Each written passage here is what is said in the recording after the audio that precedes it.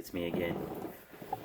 Don't really have a name for this segment or what I do, but I like to talk fishing, so it's just me in my garage. Maybe that'll be the name, I don't know. Uh, but yeah, let's get into it.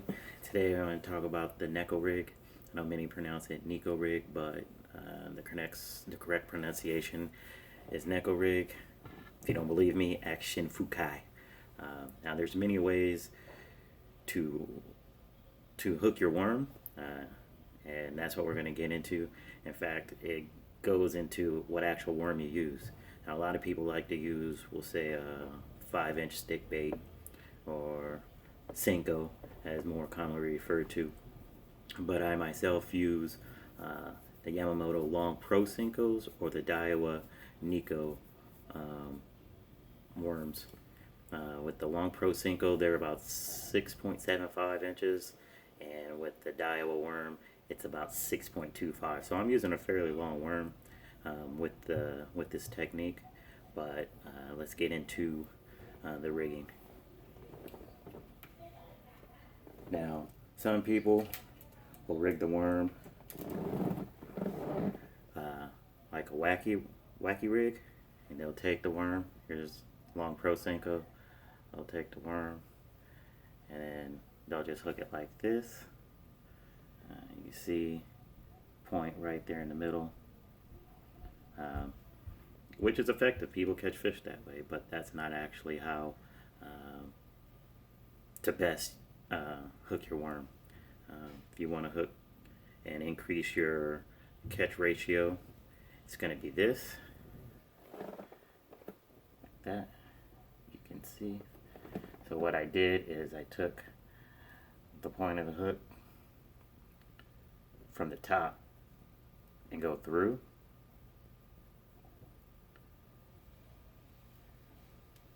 and that way you go. Now,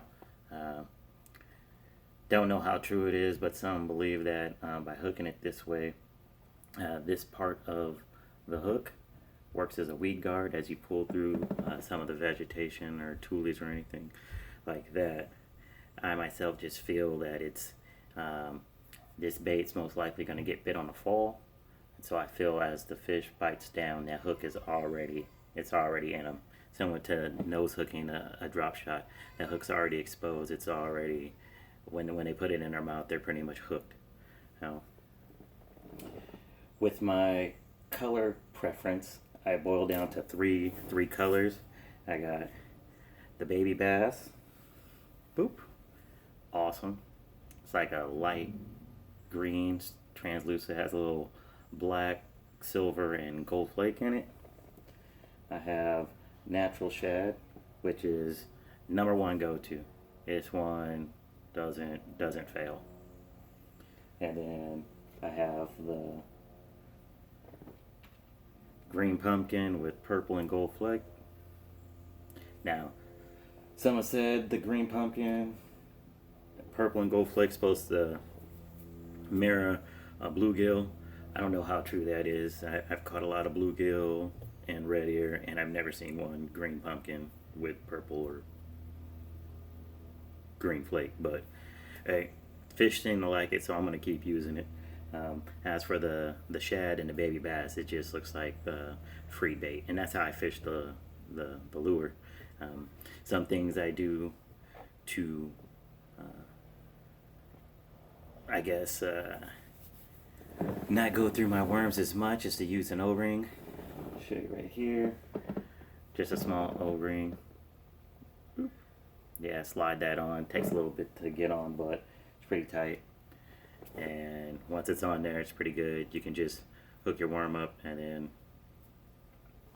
you can catch numerous fish with that one worm.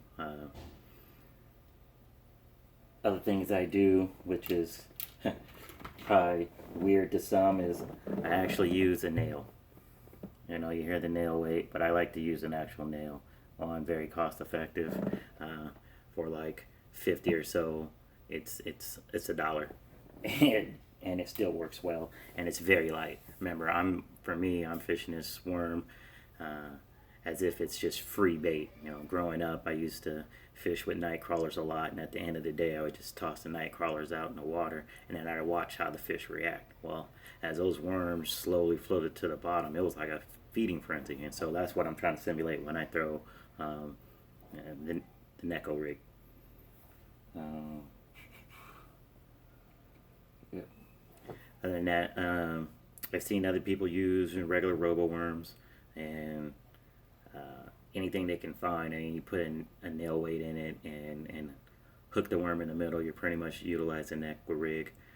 But like I said, as for effectiveness and what I have confidence in, try the Yamamoto Pro Sinkles and the Daiwa Neko worms, and you should have a good day. All right, bye.